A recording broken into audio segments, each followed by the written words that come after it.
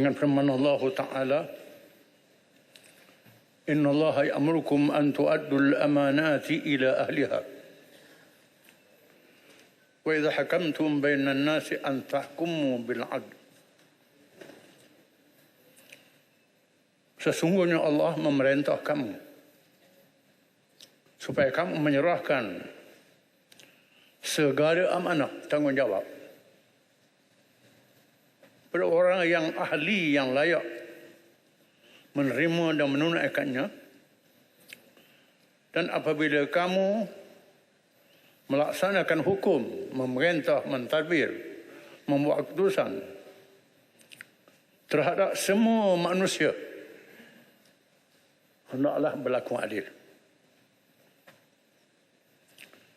Menunjukkan bahawa menunaikan amanah, tanggungjawab, adil merupakan konsep yang penting dalam melaksanakan bajet. Peruntukan yang besar-besar, walaupun berganda-ganda jumlahnya, tidak memberi apa-apa arti sekiranya tidak menunaikan tanggungjawab dengan betul dan tidak adil dengan cara yang menyeluruh, akan jadi laksana mencurah garam dalam lautan yang luas. Adil yang dimaksudkan ialah merangkumi segala aspek, bukan saja aspek kehakiman mahkamah, aspek ekonomi, termasuklah aspek pribadi. Islam menetapkan adil terhadap diri sendiri, sanggup menghukum diri dan keluarga sendiri, menentukan pertolongan dengan betul kepada siapa sahaja, termasuk terhadap musuh, bukan sahaja terhadap kawan dan sahabat. Inilah adil mutlak yang ada dalam Islam, berpandukan firman Allah Ta'ala, Ya ayyuhalladzina amanu kunu qawwamina bil qist syuhada'a lillah walau ala anfusikum awil walidain wal aqrabina in yakun ghaniyan aw faqira fallahu awla bihima fala tattabi'ul hawa an ta'dilu wa an talu aw tu'ridu fa innallaha bima ta'maluna khabira. Wahai orang-orang yang beriman, jadilah kamu orang yang berani menegakkan adil untuk semua di hadapan Allah, termasuk adil terhadap diri kamu sendiri, kedua ibu bapa kamu, kaum keluarga, sekalipun dia kaya atau dia miskin. Allah lebih utama dia patuhi dan ditaati. Jangan kamu ikut hawa nafsu kamu untuk melakukan adil, melakukan bias, melakukan tindakan yang tak betul. Allah tahu apa yang kamu buat. Firman Allah Ta'ala, وَلَا يَجْرِمَنَّكُمْ شَنَآنُ قَوْمٍ عَلَىٰ أَلَّا تَعْدِلُوا ya'dilu aqrabu lit-taqwa. Jangan sebab kamu bermusuh dengan suatu seseorang lalu kamu tak berlaku adil. Berlaku adil lah, itu lebih hampir pada takwa. Adil terhadap diri, Islam mentakrifkan adil diri ini, dia tidak melakukan dosa besar, tidak fasik, tidak bohong, tidak menipu, tidak mungkir janji. Orang yang menipu, yang bohong, yang mungkir janji, tak betul dalam tindakannya. Sama ada dia pemimpin, dia saksi, dia hakim, dia siapa saja. Pribadinya mestilah konsisten menegakkan yang adil terhadap siapa saja. Kita sedang menyaksikan krisis inilah dalam dunia pada hari ini. Manusia hilang kemanusiaannya lebih pada kebidatangan. Apa yang berlaku di Gaza, di Palestin, tidak menghormati undang-undang antarabangsa, Mahkamah Antarabangsa, PBB, Pertubuhan Hak Asasi Manusia, pembunuhan terhadap orang tua, terhadap kanak-kanak, terhadap orang sakit, kuburan pun dia serang, rumah ibadat, gereja, masjid, sekolah, dimusnahkan oleh negara yang dianggap paling demokrasi. Dibantu oleh kuasa besar Amerika, Eropah dan sekutunya yang dianggap paling demokrasi, memperjuangkan hak-hak asasi manusia. Menguasai tabung kewangan antarabangsa, Bank Dunia dan Pertubuhan Antarabangsa.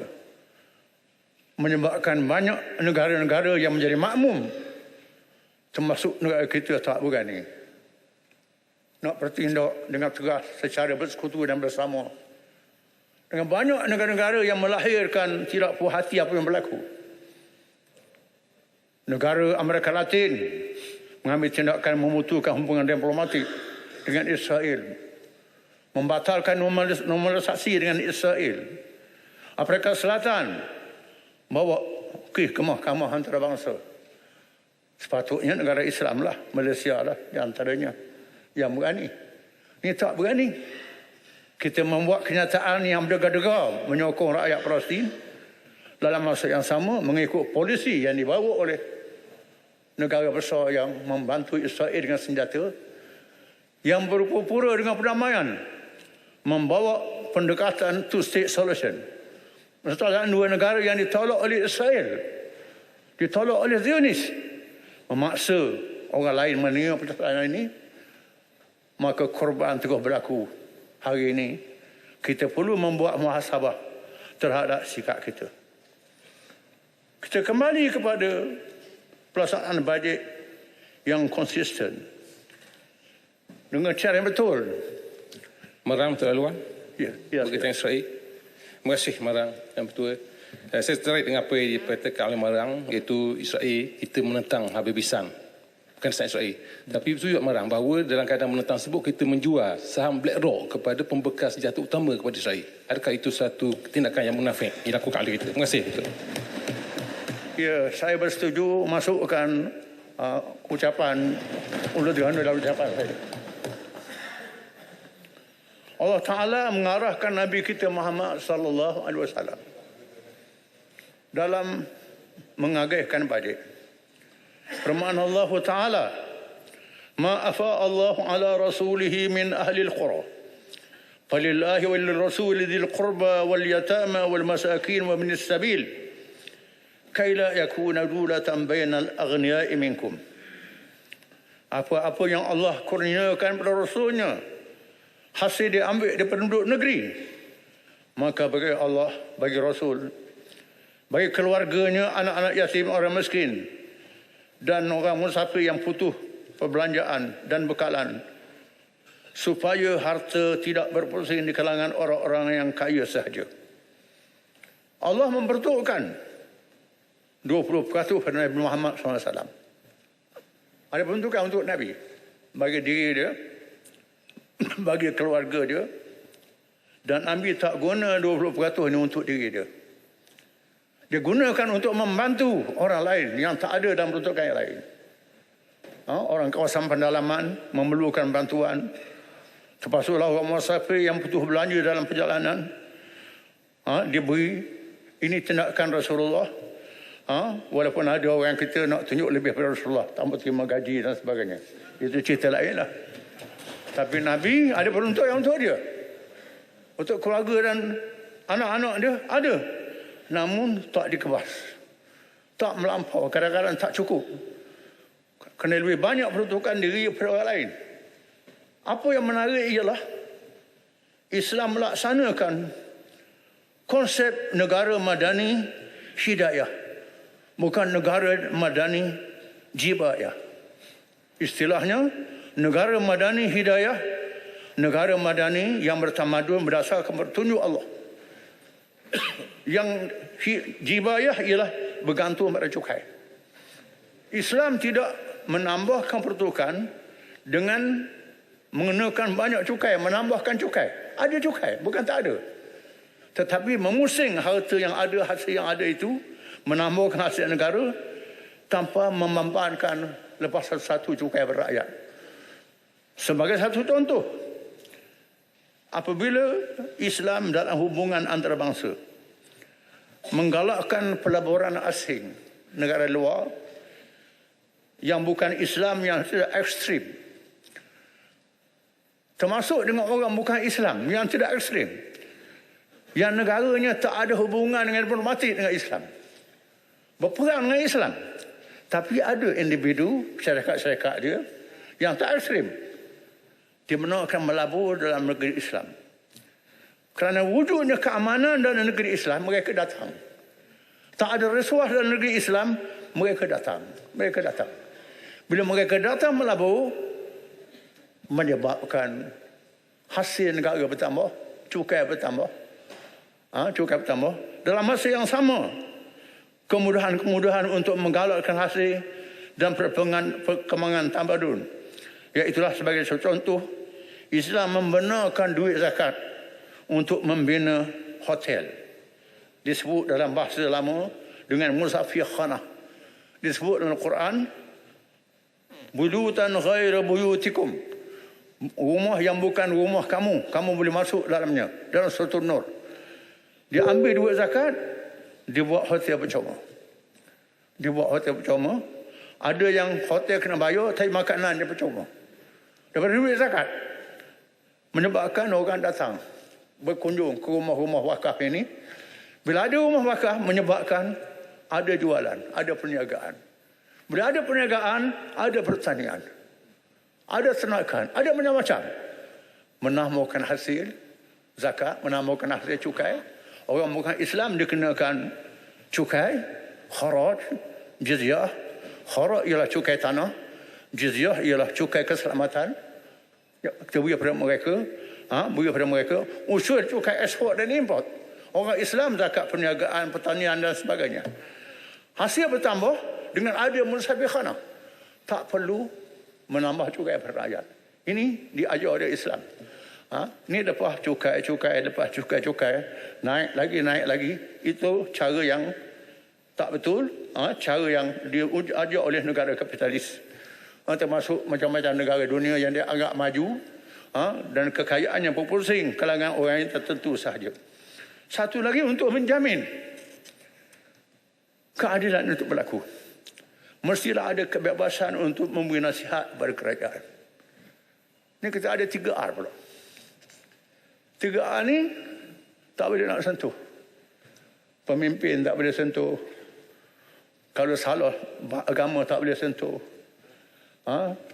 Banyaklah tak boleh sentuh. Sedangkan Allah Ta'ala sebut dalam Quran, وَتَوَاصَوْا بِالْحَقِّ وَتَوَاصَوْا بِالصَّبْرِ. Hendaklah berpesan-pesan dengan yang benar dan berpesan dengan sabar.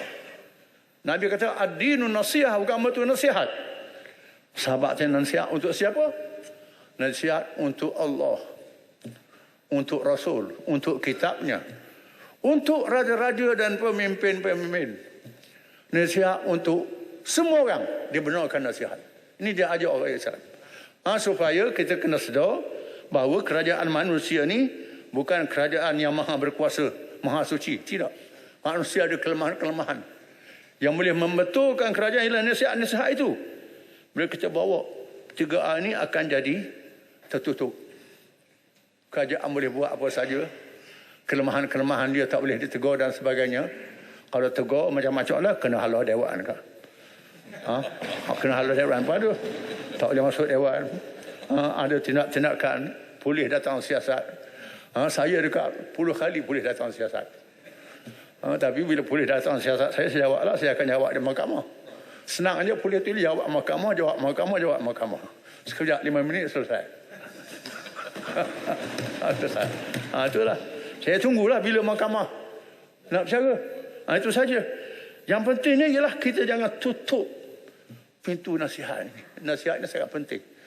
Tiap-tiap orang ketua negara Islam, Abu Bakar Siddiq radhiyallahu anhu, dalam ucapan dasar mula dilantik jadi ketua negara, kalau saya betul tolong saya, kalau saya salah tegur saya, Taat saya kalau saya betul. Kalau saya salah, jangan taat saya. Sayyidina Umar mengatakan, kalau saya betul, tolong saya. Kalau saya salah, tegur saya. Lalu seorang yang hadir mengatakan, wahai Amirul Mukminin, kalau silap saya akan tegur dengan keras. Dengan keras. Walaupun keras pun tak apa. Keras pun tak apa. Tegurlah saya. Saya akan terima nasihat. Penuh dalam peristiwa Sayyidina Umar menyampaikan ucapan sebagai ketua negara. Siapa ucapan? Lepas dia berucap, perempuan tegur dia. Seorang wanita biasa tegur dia. Wahai Amirul Mukminin, ucapan ini salah. Tak betul. Dia setelah dia turun daripada mimbar, dia naik semula. Lalu dia mengatakan bahawa asabatil mar'ah wa akhta Umar. Perempuan itu betul, Umar salah. Dia tarik balik. Kesilapan dia yang berkait dengan hak wanita. Siapa? Begitu sekali. Ini cara terbuka yang diajar oleh Islam. Marang sekali lagi. Ya, sila. Ya, minit-minit terakhir ni. Marang ada terangkan tadi bahawa sebuah kerajaan mestilah berlaku adil. Dan bila dia tidak menipu dan tidak kecek dan lebong. Persoalan saya, ya betul, pada 14 bulan saya melihat satu podcast daripada Setpo PMX kanan, Sosial Politik kanan, yang mengatakan bahawa ketika malam bilang undi tersebut, jangan marah, jangan bantah perbilangan undi tersebut. Kerana dikatakan bahawa dah ada pakatan antara PMX dengan Presiden UMNO untuk menubuh kerajaan. Bermakna bahawa pakatan tersebut dah bermula pada malam bilang undi untuk nak menipu rakyat. Apa pandangan Marang? Apakah boleh namakan kerajaan ini kerajaan ketimbang? Kecing, tipu, sembang. Terima kasih. Ketimbang. Oh, itu satu perkataan baru tu. Saya tak payah dengar. Itu balik, insyaAllah saya akan balik buka kamus. Tanya apa makna dia. Ketimbang tu apa makna dia. Makna sembang ke, makna kelentong ke, makna apa, Allah Alam. Tak tahu. Kalau kita start buka pintu dengan kelentong, siapa akhir jadi kelentong. Walaupun jadi, tanggungjawab kita ialah memberi nasihat. Membetulkan. Dengan tegar, dengan berani, dengan tak beranjak. InsyaAllah kita akan tunai tanggungjawab ini kerana kita diamanahkan oleh rakyat untuk menjadi ahli-ahli parlimen yang menegur dan mengkritik, menyokong apa yang betul, menentang apa yang salah. Ya. Memberi pandangan-pandangan yang baik. Dan Nabi mengajar kita, afdalul jihad kalimatul haqqin inda sultanin jair. Jihad yang paling afdal ialah berani bercakap benar di hadapan pemerintah yang salah. Ini Nabi ajar pada kita. Dan Islam menggalakkan perdamaian, bukan huru-hara. Apa lagi sesama kita dalam satu tanah air. Dengan sebab itu, kita menentang puak-puak ekstrim. Membuat pendekatan yang ekstrim, yang melampau dalam tanah air sendiri. Ini satu pendekatan yang salah. Kita harap tidak berlaku di Malaysia ini.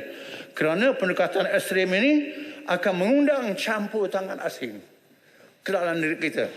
Yang boleh mengundang perang proksi. Perang menjadi wakil orang. Sekarang ni masalah ekonomi, bila kita bergaduh sama sendiri, dia datang. Negara ni jual senjata, negara ni jual senjata. Kita guna duit kita bayar ke dia. Guna duit ni bayar ke dia. Duit kita habis, nyawa kita korban. Kita yang habis, dia dapat duit. Ini macam orang Melayu kata, lesuk dengan alu belaga yang kenyang ayam. Tak ada apa faedah. Alhamdulillah negara kita tak berlaku dengan macam tu. Walaupun kita berdebat dalam parlimen, tajam, tapi tak sapalah. Ada parlimen negeri lain dah bertumbuk. Parlimen negeri lain lepas bertumbuk keluar berperang guna senjata. Tempat kita tak ada. Dengan sebab itulah PAS menarik diri daripada reformasi. Bila kerajaan, bila puak-puak sana lah buat reformasi dulu. Reformasi dulu, kita turun sama mula-mula tu. Bukan orang tepuk belakang. Bagi semangat. Bila turun, bergaduh dengan polis. Polis pun anak-anak kita juga. Puak kita juga. Bergaduh. Tak ada pasal-pasal, bergaduh. Rupanya kita yang banyak masuk lokap. Yang kuat-kuat tu, semangat tu duduk belakang. Lari, sudah jadi Perdana Menteri. Saya cukup dah. Terima kasih. Wassalamualaikum warahmatullahi wabarakatuh.